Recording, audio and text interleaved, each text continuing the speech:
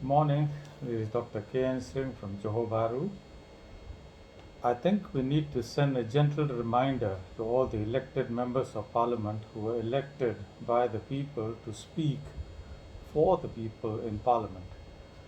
They were not elected to jump like frogs between different camps just because they are given ministerial posts and posts in the government linked companies. If you look at the list of people who are supporting this backdoor government, they're all ministerial deputy ministers or heads of GLC. They change alliance to make sure that this PN government does not fall. That is not why you were elected. Please understand that the riot is watching you all very carefully. And fortunately, the next elections are coming in about 18 months' time once we are done with COVID. In the present circumstances, actually, there should be elections now to get a stable government. But in his wisdom, the Tuli Yang Mahamulia Yang di Pertuan Agong cannot call for elections as the threat of COVID is greater, as we saw in Sabah and the by-elections in the past.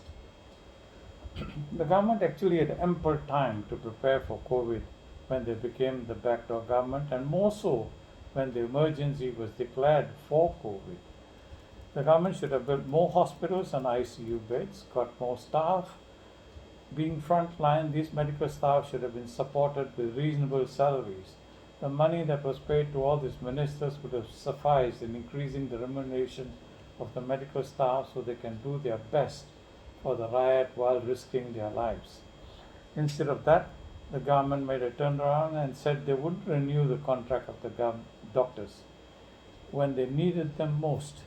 No provision for ICU was made. All other ICU beds were designated for COVID, and this caused more problem for the riot.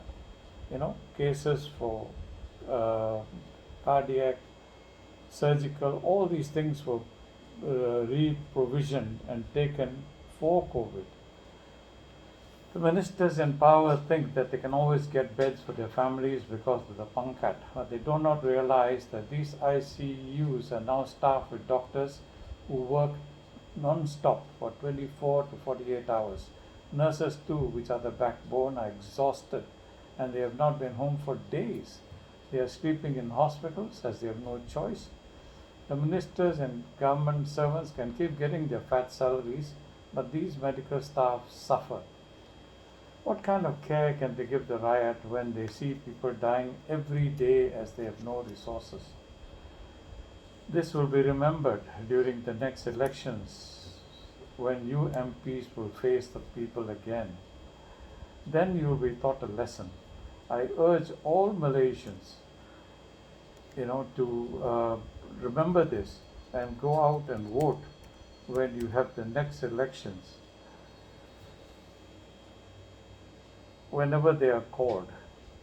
Meanwhile, I think we have to leave everything to the Yang di Pertuan Agong and his fellow rulers to see what they can do to help the riot, as we have totally lost all hope from the MPs who were elected by us to look after our interests.